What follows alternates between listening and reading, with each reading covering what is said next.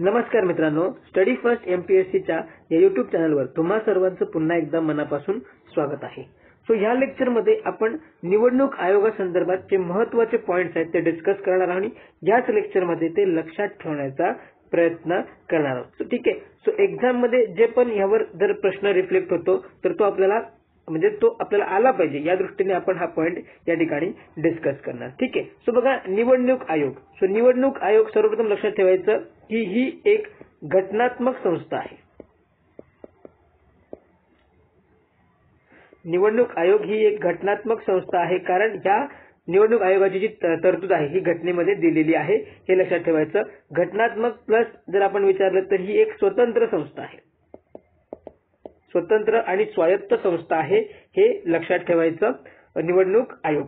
ठीक, तर बघा आपल्या भारतामध्ये मुक्त वातावरणात न्याय्य पद्धतीने निवडणुका घेण्यासाठी किंवा निवडणुका सुनिश्चित करण्यासाठी घटनेने निवडणूक आयोगाची तरतूद केलेली आहे, म्हणजे घटनेमध्ये निवडणूक आयोगाची तरतूद केलेली आहे, हे लक्षात ठेवायचं। मग सर्वप्रथम जर आपण बघितलं तर घटनेमध्ये आपल्याला निवडणूक आयोगाचं स्थान कुठे दिसतं हे सर्वप्रथम लक्षात घ्यायचं। सो लक्षात घ्या, बघा घटनेचा भाग 15, घटनेचा भाग 15 याचं शीर्षक आहे निवडणुका आणि ह्यामधील बघा हा जो घटनेचा भाग 15 आहे हा निवडणुका याच्याशी संबंधित कलमांचा जर आपण विचार केला तर कलम 324 ते कलम 329A इतक्या कलमांचा समावेश या भाग 15 मधील निवडणुका या शीर्षकामध्ये आहे, हे लक्षात घ्या। याच्यामधला जो कलम 324 आहे याच्यामध्ये भारतीय निवडणूक आयोगाची रचनेसंदर्भात तरतुदी आहेत। ओके, कलम 324 हा भारतीय निवडणूक आयोगासंदर्भात आहे, हे लक्षात ठेवायचं। ठीक, तर बघा आता आपल्याला याचं घटनात्मक स्थान माहित झालं, हे लक्षातच ठेवायचं आहे। ठीक आहे, भाग 15 निवडणुका संदर्भात कलम कोणती 324 ते 329 आणि याच्यामध्ये कलम 324 मध्ये निवडणूक आयोगाच्या रचनेसंदर्भाच्या तरतुदी दिलेल्या आहेत। सो त्याच्यानंतर नेक्स्ट पॉइंट आपल्या लक्षात घ्यायचा आहे की हा जो भारतीय निवडणूक आयोग आहे त्याला आपण म्हणतो election commission of India. Okay, तर हा कोणाच्या निवडणुका घेतो? दुसरा पॉइंट म्हणजे पहिला पॉइंट आपण त्याचं घटनात्मक स्थान लक्षात ठेवलं तर बघा आता भारतामध्ये न्याय जे निवडणुका घेणे सुनिश्चित करण्यासाठी याची स्थापना केली जाते। मग इलेक्शन कमिशन द्वारा कोणत्या निवडणुका घेतल्या जातात आणि ह्याच्यावर प्रश्न आयोगाने विचारलेला आहे, तर लक्षात घ्यायचं बघा इलेक्शन कमिशन ऑफ इंडिया द्वारा कोणत्या तर पहिली एक म्हणजे संसदेच्या ज्या दोन्ही सभागृहाच्या निवडणुका होतात म्हणजे लोकसभा आणि राज्यसभा यांच्या निवडणुका, त्यानंतर बघा दुसरं जी राज्य विधिमंडळे आहेत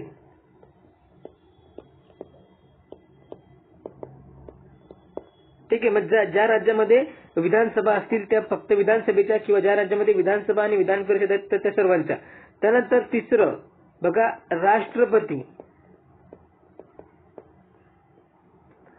आणि चौथं आहे उपराष्ट्रपती।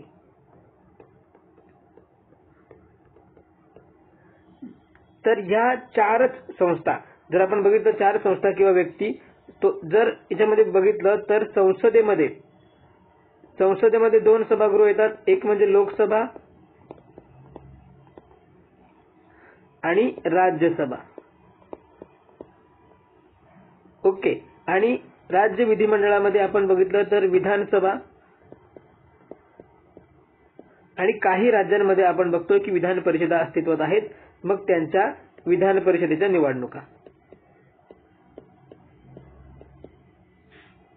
बरोबर, प्लस राष्ट्रपती आणि उपराष्ट्रपती ह्या म्हणजे या चार संस्था आणि राष्ट्रपती आणि उपराष्ट्रपती हे दोन व्यक्ती यांच्याच निवडणुका फक्त इलेक्शन कमिशन ऑफ इंडिया द्वारे घेतल्या जातात। याच्या व्यतिरिक्त दुसऱ्या कोणाच्याच निवडणुका या भारतीय निवडणूक आयोगाद्वारे घेतल्या जात नाहीत, हा पॉइंट लक्षात ठेवायचा। आयोग आपल्याला याच्यावर प्रश्न विचारतो की खालीलपैकी कोणत्या निवडणुका या इलेक्शन कमिशन ऑफ इंडिया म्हणजे भारतीय निवडणूक आयोगाद्वारे घेतल्या जातात किंवा त्यांची सुनिश्चिती राखली जाते। तर हा पॉइंट इथे लक्षातच ठेवायचा की संसद, राज्य विधिमंडळे, राष्ट्रपती आणि उपराष्ट्रपती यांच्याच निवडणुका ज्या आहेत त्या निवडणूक आयोग घेतो आणि त्यात जर आपण बघितलं की त्या स्थानिक स्वराज्य संस्था आहेत बघा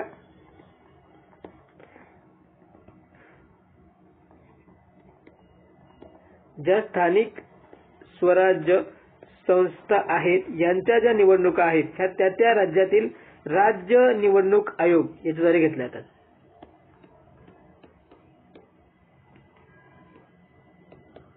एक लक्षात घ्यायचं. ओके. सो स्थानिक स्वराज्य संस्थांच्या ज्या निवडणुका आहेत म्हणजे पंचायत, त्यानंतर पंचायत समिती, जिल्हा परिषद, त्यानंतर महानगरपालिका, नगर परिषद, नगर पंचायत यांच्या ज्या निवडणुका आहेत या राज्य निवडणूक आयोगामध्ये घेतल्या आहेत. आणि आपण जर बघितलं की पंचायत राजमध्ये आपण बघितलं की राज्य निवडणूक आयोगाची जी तरतूद आहे ती पण आपण बघितली होती, हे लक्षात घ्या. ओके. सो अशा पद्धतीने हे सर्वप्रथम लक्षात ठेवायचं. त्यानंतर नेक्स्ट आपण पॉइंट बघायचा आहे तो म्हणजे हा जो इलेक्शन कमिशन आहे, इलेक्शन कमिशन. ओके. तर याची रचना संदर्भात आपण पॉइंट्स बघूया. ओके. सो बघा, रचनेची जी तरतूद आहे ही म्हणजे रचनेच्या तरतुदी कलम 324 मध्ये दिलेल्या आहेत. घटनेतील कलम 324 मध्ये या निवडणूक आयोगाच्या रचनेसंदर्भात तरतुदी दिलेल्या आहेत. सो वन बाय वन आपण बघूया. सो पहिला पॉइंट याच्यामध्ये डिस्कस करा. तर इलेक्शन कमिशन हा याच्यामध्ये बघा एक मुख्य निवडणूक आयुक्त असतो.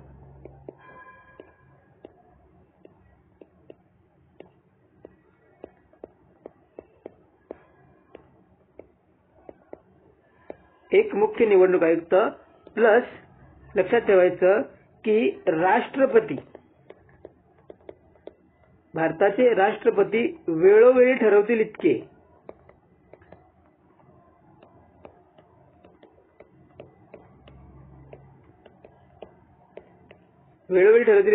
निवडणूक आयुक्त. म्हणजे बघा, तर लक्षात घ्या की बघा घटनेमध्ये तरतूद दिलेली आहे 324 मध्ये रचनेसंदर्भात, परंतु निवडणूक आयोगाची संख्या म्हणजे सदस्यांची संख्या किती असावी हे घटनेमध्ये निश्चित केलेलं नाही. हा पॉइंट इथे लक्षात घ्या. बघा घटनेमध्ये काय सांगितलेलं आहे तर निवडणूक आयोगामध्ये एक मुख्य निवडणूक आयुक्त असेल आणि राष्ट्रपती ठरवतील. मग राष्ट्रपती 5 ठरवत किंवा 2 ठरवत. ओके. हे राष्ट्रपती ठरवतील इतके इतर निवडणूक आयुक्त असतील.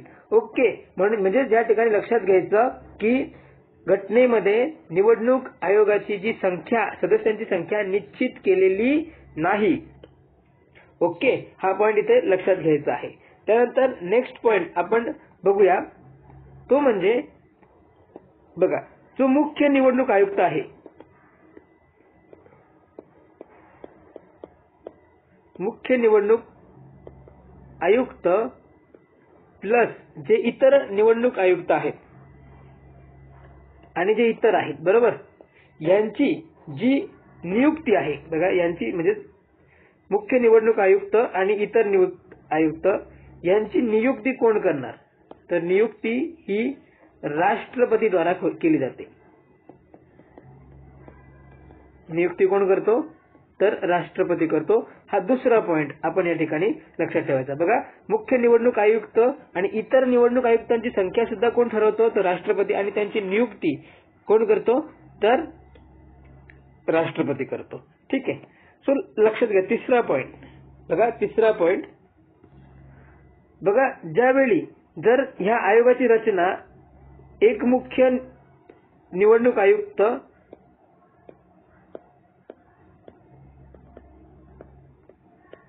प्लस इतर सदस्य, ठीक आहे.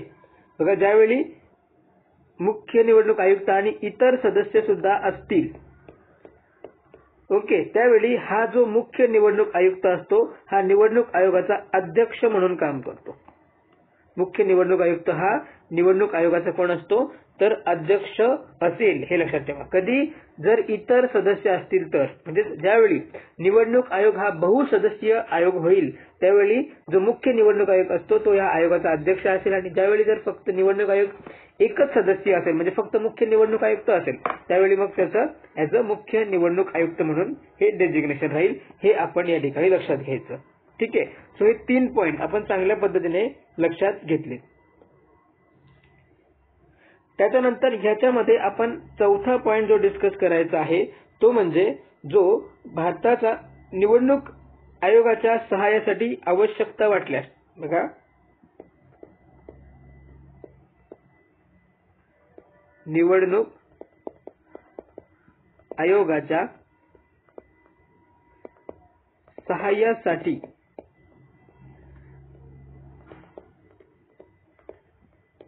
आवश्यक वाटल्यास,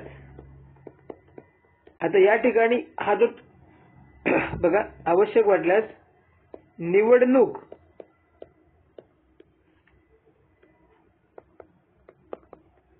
आयोगाशी विचार विनिमय करून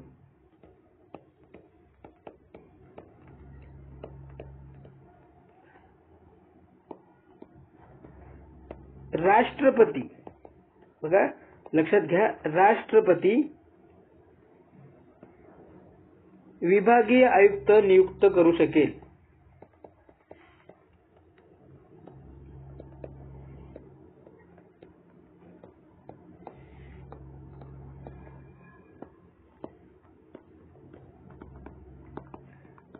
सो बघा लक्षात घ्या, जर निवडणूक आयोगाच्या सहाय्यासाठी जर आवश्यक असल्यास निवडणूक आयोगाशी, बघा निवडणूक आयोगाशी विचार विनिमय करून राष्ट्रपती विभागीय आयुक्त नियुक्त करू शकेल. म्हणजेच बघा, तर निवडणूक आयोगाच्या सहाय्यासाठी जे विभागीय आयुक्त आहेत त्यांची नियुक्ती सुद्धा कोण करतो, तर राष्ट्रपती करतो. हे इथे लक्षात ठेवायचं. ठीक आहे. बघा 4 पॉइंट आपण या ठिकाणी डिस्कस केले. त्याच्यानंतर पुढचा पॉइंट आपण डिस्कस करायचा आहे तो म्हणजे कार्यकालासंदर्भात. या आयुक्तांच्या कार्यकालासंदर्भात बघा, तर ह्यांचा जो कार्यकाल आहे म्हणजे मुख्य निवडणूक आयुक्त आणि इतर जे निवडणूक आयुक्त आहेत किंवा विभागीय आयुक्त, बघा यांचा जो कार्यकाल आहे हे राष्ट्रपती ठरवतील. कार्यकाल राष्ट्रपती ठरवतील. लक्षात ठेवा. कोणाकोणाचा कार्यकाल, तर याच्यामध्ये पहिलं लक्षात घ्यायचं जे चीफ इलेक्शन कमिशन आहेत. ठीक आहे. त्यानंतर इतर इलेक्शन कमिशन आहेत आणि तिसरं म्हणजे विभागीय आयुक्त जे की राष्ट्रपतीद्वारा नियुक्त केले जातील, परंतु नियुक्त करताना राष्ट्रपती निवडणूक आयोगाशी विचार विनिमय करेल. सो ह्या सर्वांचा जो कार्यकाल आहे तो कोण ठरवतील, राष्ट्रपती ठरवतील, असं घटनेमध्ये नमूद केलेलं आहे. हे लक्षात ठेवायचं. सो आय होप की इथपर्यंत म्हणजे जी इलेक्शन कमिशनची जी रचना आहे ती तुमच्या लक्षात आली असेल चांगल्या पद्धतीने. ऑलरेडी जर तुम्ही ह्याच्यावर स्टडी केला असेल तर हे पॉइंट तुमच्या पूर्णपणे रिवाइज झाले असतील. आता काय लक्षात घ्यायचं की जर आपण बघितलं तर ही जी भारतीय इलेक्शन कमिशन ऑफ इंडिया याची स्थापना झाली 1950 ला. ठीक आहे. स्थापना झाली 1950. तर 1950 ते 15 ऑक्टोबर 1989 पर्यंत, बघा स्थापना 1950 ते 15 ऑक्टोबर 1950 पर्यंत हा जो इलेक्शन कमिशन ऑफ म्हणजे भारतीय इलेक्शन निवडणूक आयोग जो आहे हा एक सदस्यीय आयोग होता.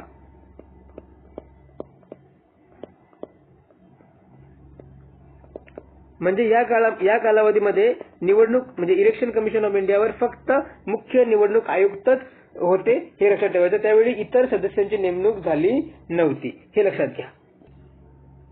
परंतु पुढे लक्षात घ्या की 61वी घटना दुरुस्ती 1989 या घटना दुरुस्ती अन्वये जे मतदानाचे वय आहे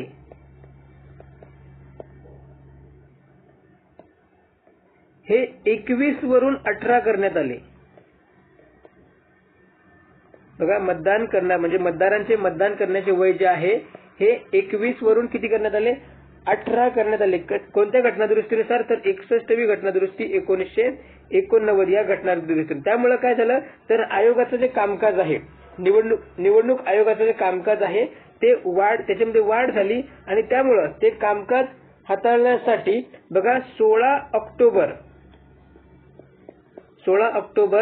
1989 रोजी राष्ट्रपतींनी, बघा 16 ऑक्टोबर 1989 रोजी राष्ट्रपती यांनी 2 इतर निवडणूक आयुक्तांची नियुक्ती केली. बघा 2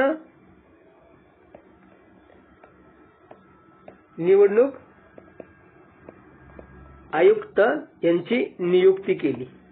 कधी केली, तर 16 ऑक्टोबर 1989. म्हणजे लक्षात घ्यायचं की पहिलं जे आहे की 1950 ते 15 ऑक्टोबर 1989 पर्यंत जो भारतीय निवडणूक आयोग आहे हा एक सदस्यीय आयोग होता, परंतु झालं काय की 61वी घटना दुरुस्ती 1989 अन्वये मतदानाचं जे वय आहे ते 21 वरून 18 इतकं कमी करण्यात आलं. त्यामुळे या ठिकाणी मतदारांची संख्या वाढली, त्यामुळे आयोगावरचं जे कामाचा ताण वाढला आणि त्यामुळे 16 ऑक्टोबर 1989 रोजी राष्ट्रपतींनी 2 निवडणूक आयुक्तांची नियुक्ती केली. ओके, इथपर्यंत हे लक्षात ठेवायचं. आणि त्यानंतर बघा ही जी 16 ऑक्टोबर 1989 ला 2 निवडणूक आयुक्तांची नियुक्ती केली होती, ती नियुक्ती जानेवारी 1990 मध्ये हे रद्द करण्यात आली. म्हणजे आपण सांगू शकतो की 16 ऑक्टोबर 1989 ते जानेवारी 1990 पर्यंत भारतीय निवडणूक आयोग जो आहे हा बहुसदस्यीय आयोग होता. बरोबर. आणि यावेळी सदस्य संख्या किती होती म्हणजे एकूण 3 सदस्य संख्या, आणि त्याच्यामध्ये बघा मुख्य निवडणूक आयुक्त जे असणार ते अध्यक्ष होते आणि इतर 2 जे होते ते सदस्य होते. अशा पद्धतीने ही रचना जी आहे निवडणूक आयोगाची 16 ऑक्टोबर 1989 ते जानेवारी 1990 मध्ये होती, हे लक्षात घ्यायचं. त्यानंतर बघा ही जी रद्द केल्यानंतर ऑक्टोबर 1993 या मध्ये राष्ट्रपतींनी पुन्हा 2 आयुक्तांची नियुक्ती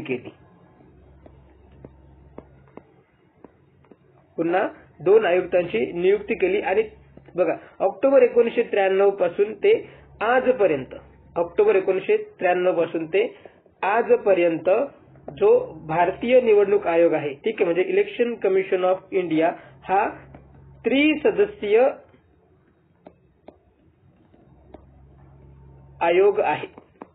ओके, मग याच्यामध्ये 1 अध्यक्ष आणि 2 इतर निवडणूक आयुक्त अशा पद्धतीने हे त्रिसदस्यीय आयोग आहे, हे लक्षात ठेवायचं. मग जर आपण आपल्या करंट जे इलेक्शन कमिशन ऑफ इंडिया आहे, भारतीय निवडणूक आयोगाची जी करंट मध्ये रचना बघितली, तर ह्याच्यामध्ये जर आपण बघितलं ते त्रिसदस्यीय आहे. तर अध्यक्ष किंवा आपण त्यांना सांगू शकतो मुख्य निवडणूक आयुक्त, यांचं नाव आहे राजीव कुमार.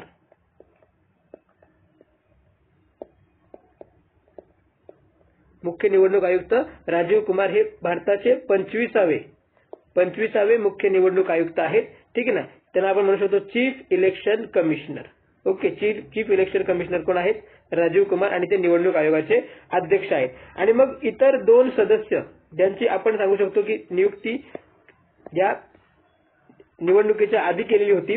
तर पहिले आहेत, लक्षात घ्या, 2 सदस्यामध्ये पहिले ज्ञानेश कुमार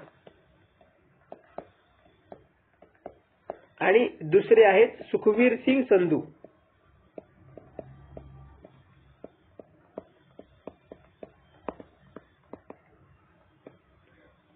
ओके, सो अशा प्रकारे ही आपली करंट म्हणजे जर आपण बघितलं आता 2024 मध्ये आपण हे डिस्कस करतोय, तर 2024 मध्ये जो इलेक्शन कमिशन ऑफ इंडिया आहे त्याची रचना ही अध्यक्ष आहेत राजीव कुमार आणि जे इतर 2 सदस्य आहेत ज्ञानेश कुमार आणि सुखबीर सिंग संधू हे 2 इतर सदस्य आहेत. हे सुद्धा आपण या ठिकाणी लक्षात घ्यायचं. ठीक आहे. त्यानंतर महत्वाचा मुद्दा जो आहे तो म्हणजे या निवडणूक आयुक्तांचा म्हणजे इलेक्शन कमिशन ऑफ इंडिया मध्ये जे सदस्यांचा कार्यकाळ. ठीक आहे. सो कार्यकाळ आपल्याला माहिती आहे कोण ठरवतं, तर राष्ट्रपती ठरवतात. सो कार्यकाळ त्यांचा लक्षात घ्या आपण की बघा म्हणजे नियुक्ती झाल्यापासून बघा नियुक्तीपासून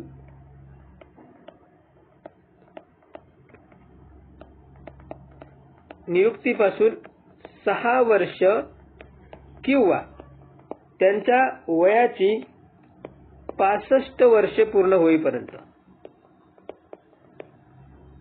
बघा यापैकी म्हणजे यापैकी जो आधी येईल तो, ठीक आहे, यापैकी जे आधी होईल तितका यांचा कार्यकाळ असतो. म्हणजे जर बघा नियुक्ती झाली आणि नियुक्तीपासून जर 2 वर्षानंतर त्या मुख्य निवडणूक आयुक्तांचं 65 वर्ष जर वय पूर्ण होत असेल तर ते काय होतील, मग त्यांचा कार्यकाल संपून जाईल, हे लक्षात घ्या. ओके. बघा, जे भारतीय निवडणूक म्हणजे निवडणूक आयुक्त आहेत तिन्ही सदस्य आणि अध्यक्ष, यांचा जो कार्यकाल आहे नियुक्तीपासून 6 वर्ष किंवा त्यांच्या वयाची 65 वर्ष पूर्ण होईपर्यंत, यामध्ये जो आधी होईल तो. ठीक आहे. आणि बघा, तर कार्यकाल पूर्ण होण्याआधी ते राजीनामा देऊ शकतात. ठीक आहे. सो राजीनामा ते राष्ट्रपतींकडे देतात किंवा मग त्यांना काढून टाकलं जातं.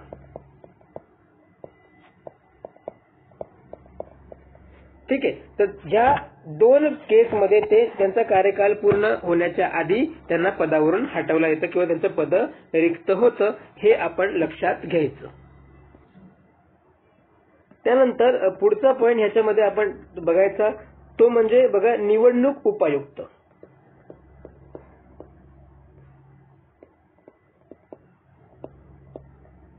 ओके. सो निवडणूक उपायुक्त हा जो आहे जे निवडणूक आयुक्ताला सहाय्य करण्यासाठी निवडणूक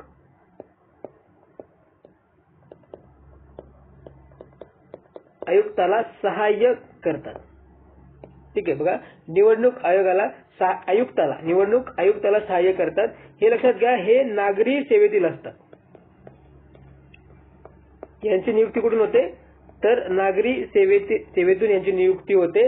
आणि यांचा जो कालावधी आहे, ठीक आहे, यांचा कालावधी म्हणजे निवडणूक उपायुक्तांचा कालावधी हे आयुक्त ठरवतात, म्हणजे जे चीफ इलेक्शन कमिशनर आहेत ते ठरवतात, हे लक्षात घ्या. ओके. बघा, जे निवडणूक उपायुक्त आहेत हे निवडणूक आयुक्ताला सहाय्य करण्यासाठी नेमलेले असतात आणि ते नागरी सेवेतील असतात.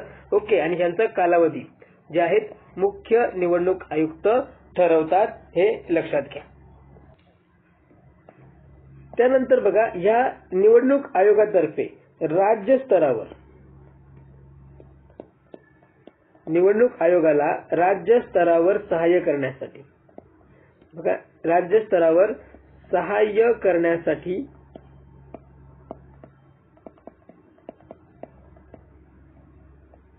एक मुख्य निवडणूक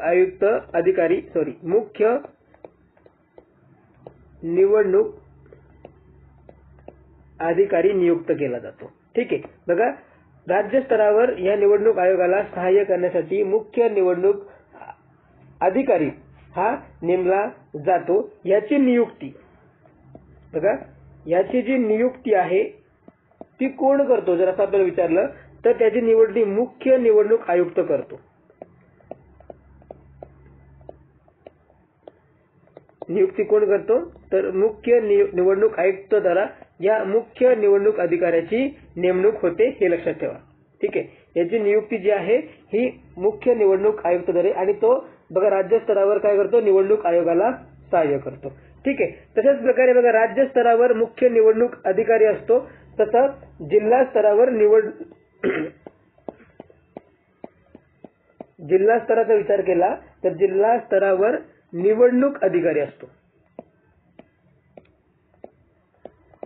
आणि हा निवडणूक अधिकारी कोण असतो, तर जिल्ह्याचा जिल्हाधिकारी. ठीक आहे. म्हणजे ज्यावेळी इलेक्शनच्या वेळी किंवा निवडणुकीच्या कामकाजाच्या वेळी निवडणूक आयुक्ताद्वारे या जिल्हाधिकाऱ्याला निवडणूक म्हणजे जिल्हा स्तरावर निवडणूक अधिकारी अशी नेमणूक दिली जाते, हे लक्षात घ्यायचं.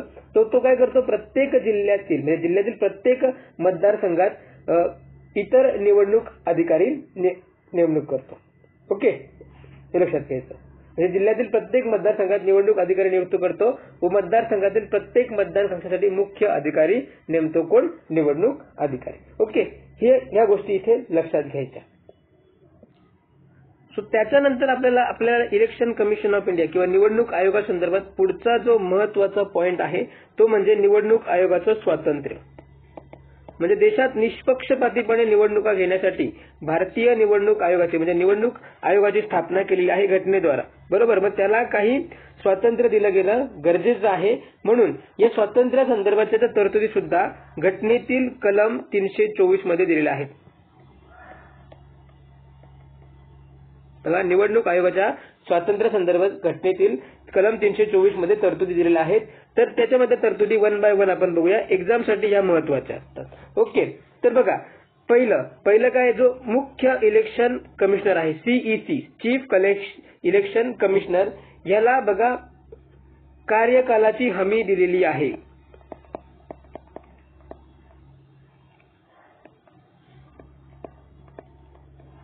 मुख्य निवडणूक आयुक्ताला कार्यकालाची हमी दिलेली आहे. म्हणजे याची लक्षात घ्या, याची जी पदच्युती आहे, पदच्युती जी आहे बघा सर्वोच्च न्यायालयाच्या न्यायाधीशाच्या प्रमाणे आहे. मुख्य निवडणूक आयुक्ताच्या पदच्युती कशा पद्धतीने, तर सर्वोच्च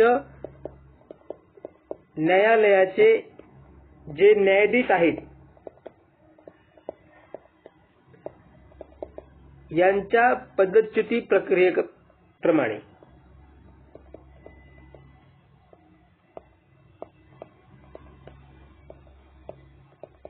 ओके, बघा त्याला कार्यकालाची हमी दिलेली आहे. म्हणजेच काय की ज्या पद्धतीने सर्वोच्च न्यायालयाच्या न्यायाधीशाला पदच्युत केले जाते त्याच पद्धतीने व त्याच कारणांसाठी मुख्य निवडणूक आयुक्ताला पदच्युत करता येते. ठीक आहे, म्हणजेच काय, तर या ठिकाणी कोणती कारण, तर म्हणजे जर आपल्याला कारण लक्षात ठेवायची कोणत्या कारणावरून, तर त्याच्यामध्ये पहिलं कारण आहे ते म्हणजे अकार्यक्षमता. पदच्युत करण्याचं कारण कोणतं, अकार्यक्षमता, किंवा दुसरं कोणता, तर सिद्ध झालेलं गैरवर्तन. ठीक आहे, मग या पद्धतीने त्याला सर्वोच्च न्यायालयाच्या न्यायाधीशाच्या नुसार काय केलं जातं, पदावरून हटवलं जातं. ओके, हे लक्षात घ्या. ओके, म्हणजे या कारणांवरून संसदेच्या दोन्ही गृहांनी विशेष बहुमतांनी संमत केलेल्या ठरावाच्या आधारे राष्ट्रपती मग त्याला पदच्युत करतात. ठीक आहे, बघा पदच्युती करणार कोण, तर राष्ट्रपती करणार. ओके, लक्षात घ्या, पदच्युती करणार इथे राष्ट्रपती करणार. परंतु कधी, तर दोन कारणांवरून, अकार्यक्षमता आणि सिद्ध झालेले गैरवर्तन याच्यावरून संसदेच्या दोन्ही गृहामध्ये ठराव घेतला जातो. ठीक आहे, म्हणजे पहिल्या गृहामध्ये ठराव घेतला जाईल आणि तर तो विशेष बहुमताने संमत झाला तर दुसऱ्या सभागृहामध्ये ठराव जाईल, त्या ठिकाणी त्याची चौकशी केली जाईल. ठीक आहे, आणि मग दुसऱ्या सभागृहाने सुद्धा त्याची बहुमताने संमत केला तर त्या ठरावाच्या आधारे मग राष्ट्रपती या मुख्य निवडणूक आयुक्ताला पदच्युत करतील. ठीक आहे, सो म्हणजेच काय, तर मुख्य निवडणूक आयुक्ताला मंत्रिमंडळाच्या सल्ल्यानुसार पदच्युत करता येणार नाही, तर त्या ठिकाणी संसदेच्या विशेष बहुमताची आवश्यकता असते, हे इथे लक्षात घ्यायचं. ठीक आहे, बघा, आणि इतर जे नियुक्त असतात, सो या ठिकाणी लक्षात घ्यायचं, म्हणजे जरी नियुक्ती जी आहे त्यांची नियुक्ती जर आपण बघितलं राष्ट्रपती करत असतील, म्हणजेच काय, तर राष्ट्रपती कोणाच्या सल्ल्याने काम करतात, तर मंत्रिमंडळाच्या. परंतु पदच्युती ही राष्ट्रपतीच्या मर्जीवर नाही, लक्षात घ्या, राष्ट्रपतीच्या मर्जीवर नाही, म्हणजेच मंत्रिमंडळाच्या मर्जीवर नाही. तर आपण जी प्रोसेस बघितली की संसदेच्या विशेष बहुमताने संमत केल्या, म्हणजे संसदेच्या दोन्ही सभागृहांनी वेगवेगळ्या याच्यामध्ये जर ते विशेष बहुमताने संमत केलं तर त्यांना पदच्युत करता येतं, हे लक्षात ठेवायचं. हे झालं मुख्य निवडणूक आयुक्त संदर्भात. आणि जे इतर निवडणूक आयुक्त आहेत, बरोबर, इतर इलेक्शन कमिशनर्स आहेत, यांची जी पदच्युती आहे, बघा इतर निवडणूक आयुक्त आहेत प्लस जे विभागीय आयुक्त, बघा इतर निवडणूक आयुक्त आणि जे विभागीय आयुक्त आहेत यांची पदच्युती जी आहे ही मुख्य इलेक्शन कमिशनर म्हणजे चीफ इलेक्शन कमिशनरच्या शिफारसीने राष्ट्रपतीद्वारा, म्हणजे जर चीफ इलेक्शन कमिशन म्हणजे मुख्य निवडणूक आयुक्ताने शिफारस केली की ह्या सदस्यांना पदच्युत करण्यात यावे तर राष्ट्रपती मग त्यांना पदच्युत करतात, हे लक्षात ठेवायचं. ठीक आहे, सो हे त्यांच्या बघा कार्यकालाची हमी संदर्भात हे पॉइंट आपण डिस्कस केले, हे अशाच पद्धतीने लक्षात ठेवायचे आहेत.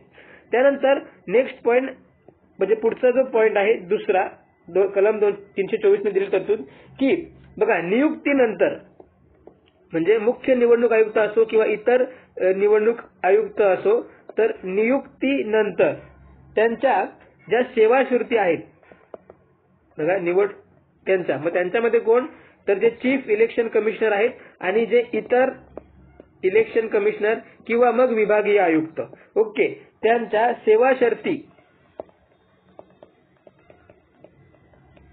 बघा सेवा शर्तीमध्ये प्रतिकूल बदल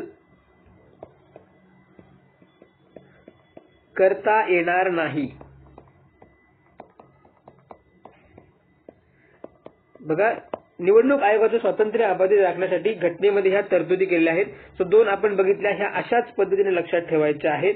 त्यानंतर तिसरी तरतूद या 324 मध्ये जी केलेली आहे ती म्हणजे, ओके, सो बघा तिसरी तरतूद आपण ऑलरेडी बघितली. तर अशा पद्धतीने हे जे निवडणूक आयोग आहे त्याच्या स्वातंत्र्याची हमी देण्यासाठी या 2 म्हणजे ही तरतुदी कलम 324 मध्ये केलेल्या आहेत. सो बघा या संदर्भात काही स्वातंत्र्याच्या दिलेलं असलं तरी काही त्रुटी या ठिकाणी आढळतात. ओके, बघा या ठिकाणी काही त्रुटी आढळतात. तर त्या कोणत्या कोणत्या, तर बघा पहिलं की घटनेमध्ये, लक्षात घ्या, घटनेमध्ये बघा यांच्यासाठी कुठलीही निवडणूक आयुक्त पदासाठी, इलेक्शन कमिशनरसाठी कुठलीही पात्रता निकष दिलेले नाहीत. बघा घटनेमध्ये मुख्य म्हणजे इलेक्शन कमिशनर म्हणजे निवडणूक आयुक्त म्हणून नेमणूक करण्यासाठी कुठलीही पात्रता निकष दिलेले नाहीत, हे लक्षात घ्यायचं. आणि आपण ऑलरेडी बघितलं की यांचा जो कार्यकाल आहे, कार्यकाल घटनेत सांगितले नाहीये.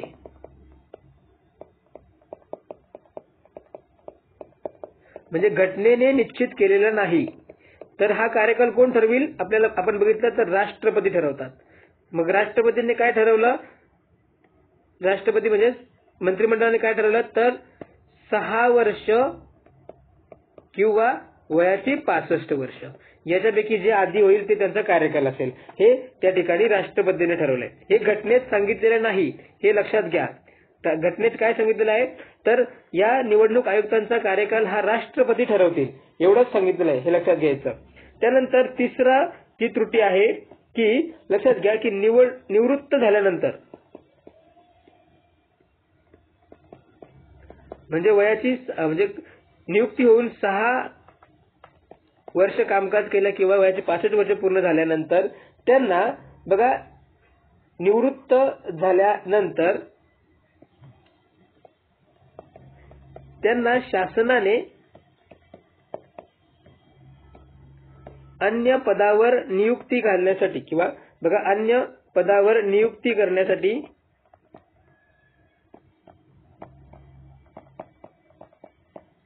घटनेने कुठलेही बंधन टाकलेले नाही.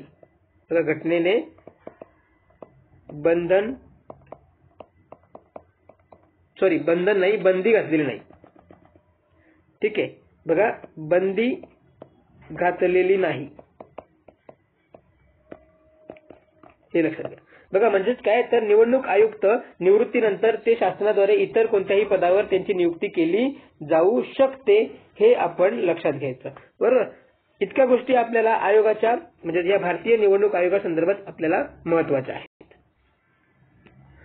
सो अशा पद्धतीने आपण बघा भारतीय निवडणूक आयोग, ओके, जो घटनात्मक संस्था आहे या संदर्भात या लेक्चरमध्ये जेवढ्या गोष्टी आपल्याला एक्झामसाठी रिक्वायर्ड आहेत त्या आपण या ठिकाणी बघितल्या. त्यानंतर बघा जर यांचे या निवडणूक आयोगाचे जे अधिकार व कर्तव्य आहेत, ओके, ही आपल्याला आपण जे पण रेफरन्स बुक वापरतो त्याच्यामध्ये दिलेली असणार आहे. सो ती एकदा फक्त काय करायची, वाचून घ्यायची. ठीक आहे, त्यावर जनरली प्रश्न विचारला जात नाही. मुख्य जो भाग आपण जो कंडक्ट केला त्याच्यावर आयोग एकतर फॅक्च्युअल एकतर अॅनालिटिकल मध्ये स्टेटमेंट वाईज किंवा वन लाईनर स्वरूपात क्वेश्चन विचारेल. सो विशेषतः कलम लक्षात ठेवायची.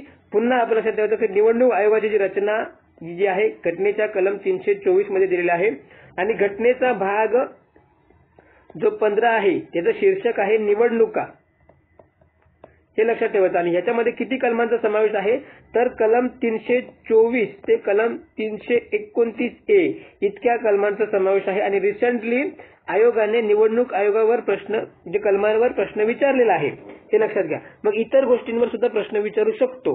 म्हणून आपण या गोष्टी त्या पद्धतीने तयार करायच्या आहेत. सो आय होप की ह्या लेक्चर मधून तुम्हाला निवडणूक आयोगासंदर्भात ज्या महत्त्वाच्या गोष्टी आहेत त्यांची पूर्णपणे आयडिया आली असेल. जर तुम्ही ऑलरेडी ते वाचलाय, तुम्हाला समजून घेतलंय, तर तुम्ही या लेक्चर मार्फत तुमची ती रिव्हिजन चांगल्या प्रकारे झाली असेल. जर व्हिडिओचा कंटेंट तुम्हाला आवडलाय तर नक्कीच आपल्या या व्हिडिओला लाईक करा. ठीक आहे, आणि तुमच्या ज्या पण प्रतिक्रिया असणार आहेत त्या मला कमेंटद्वारे नक्की कळवा.